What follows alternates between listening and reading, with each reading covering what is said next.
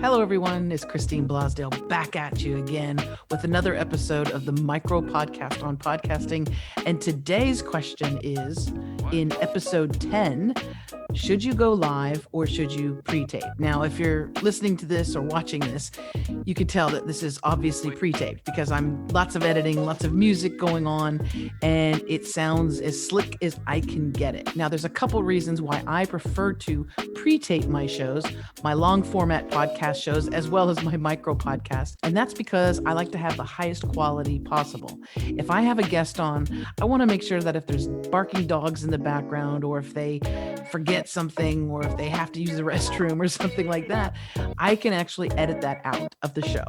And so that the person who is listening to it in the audio podcast, it is seamless and it sounds absolutely as crystal clear and beautiful as possible. Also, for the video version, the YouTube version of the podcast show, I like to make my guests look and sound as good as possible. So I do like to pre-tape and edit out any flubs or ums or uhs and things like that.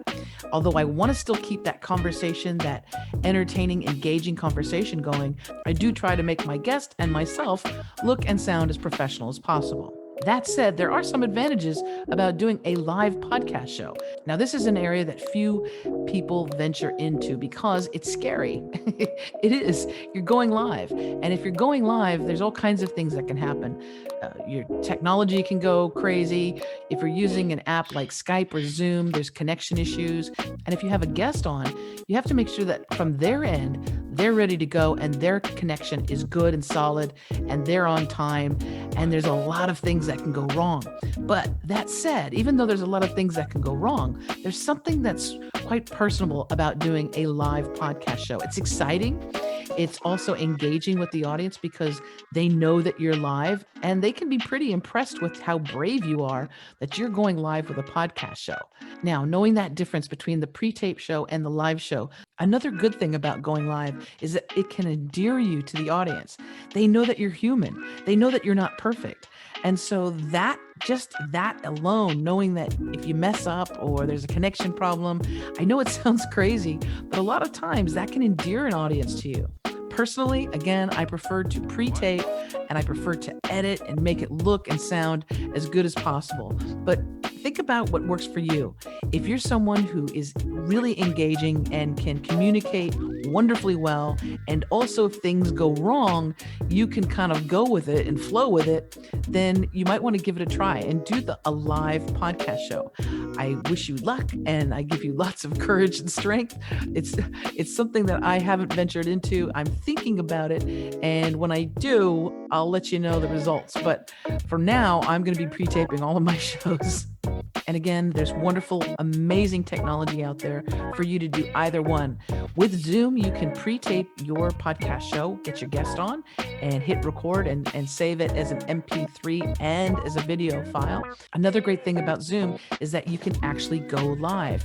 You can go live on Facebook if you wanted to and have an audience and kind of interact with them.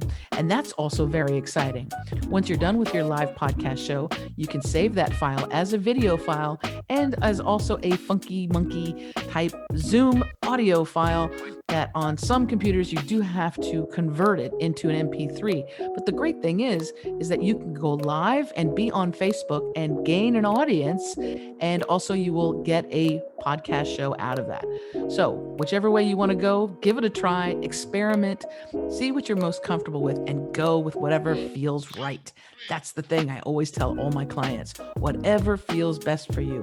If a long format show feels good, do that. If a shortened version, like a half-hour show, feels good for you, do that. If a micro podcast like this one feels really good for you, do that. Whatever it is, just experiment a little bit before you put all your marbles into going one way or the other. Just experiment and see what feels right. That's it for today. It's episode 10 on Should I Go Live or Pre-Tape? Thank you so much for tuning in to another episode of the Micro Podcast on Podcasting.